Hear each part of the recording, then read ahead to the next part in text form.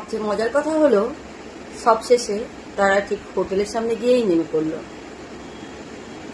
যেটা আন্দাজা করেছিলাম সেটাই হলো। আমার ছেলের সামনে আমার নিজের লজ্জা লাগছিল। আজকে রাস্তায় বেরিয়ে ভয় পেয়ে গেছিলাম যে আমরা কি এই দুনিয়ার মানুষ, মানে আমি কি এই দুনিয়াতেই মানুষ, মানে আমি কি এই দুনিয়াতেই থাকি। আমি কল্পনাও করতে পারিনি যে এমন এমন এমন কিছু দৃশ্য আজকে আমার সম্মুখীন হবে। অনেক কিছুই আছে, তার মধ্যে দুটো সেরা যেটা আজকে তোমাদের সামনে আমি বলছি।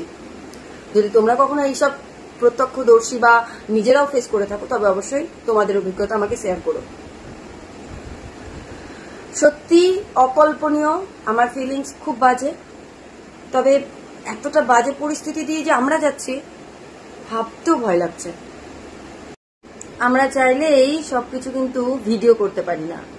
অনেক সময় অনেক বাজে কিছু আমাদের দৃষ্টি আকর্ষণ করে, চোখ চলে যায়, কিন্তু আমরা তবু ভিডিও করতে পারি না।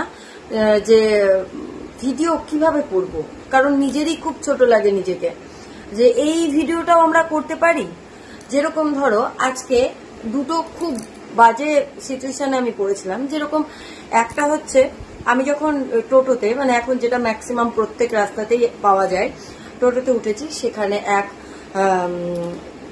বিবাহিত নয়, প্রথমে বলে দিচ্ছি বিবাহিত নয় তারা, একজন পুরুষ, একজন মহিলা, একজন বাচ্চা মেয়ে আর একজন বাচ্চা বলবো না, একজন প্রাপ্তবয়স্ক ছেলে টোটোতে উঠেছে, আর আমি আর আমার ছেলে উঠেছি। ঠিক আছে, এবার সেখানে তারা এমন ভাবে বসে আছে একে অপরের পাশে, বা মেয়েটা এমন ভাবে তার গায়ে পড়ছে যে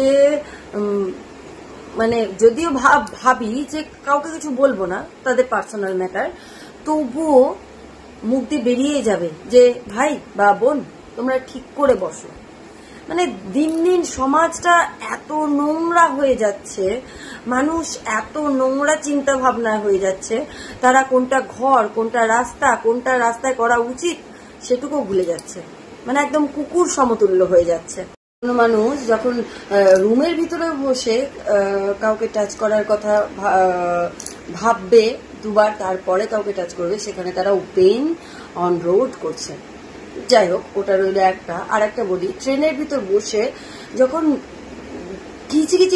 ঘিচিমিচি লোক পুরো ভর্তি, গেদে গেদে ভর্তি মানুষ দাঁড়িয়ে আছে, তখন একটা প্রাপ্তবয়স্ক পুরুষ মানুষ যেভাবে শালীনতার সাথে দাঁড়িয়ে আছে, একটা মানে অত্যাধিক বয়স্ক ভোটকা পুরুষ মানুষ, দাদু যেটা বলতে পারি এক কথায়, সে এমনভাবে দাঁড়িয়ে আছে যার মানে প্রাইভেট পার্ট থেকে শুরু করে তার ভুঁড়ি সমস্তটা এমনভাবে টাচ করছে আর একটা মেয়ের গায়ে যে তার কোনো ভুরুক্ষেপই নাই। সে দাঁড়িয়ে দাঁড়িয়ে মজা নিচ্ছে।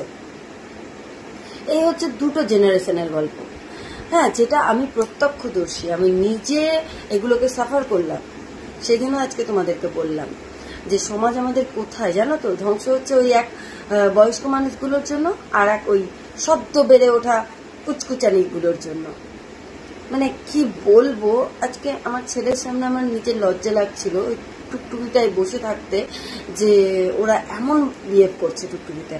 আমি একবার ভাবলাম যে টোটোওয়ালাকে বলি যে তোমরা এগুলো অ্যালাউ করো কেন, তোমরা ধমক দিতে পারো না যে রাস্তাতে ঘাটে শালীনতার সঙ্গে চলো। তারপর ভাবলাম বাদ দাও, কি করছে ফালতু ঝামেলা। সবচেয়ে মজার কথা হলো সবশেষে তারা ঠিক হোটেলের সামনে গিয়েই নেমে পড়ল। যেটা আন্দাজা করেছিলাম সেটাই হলো।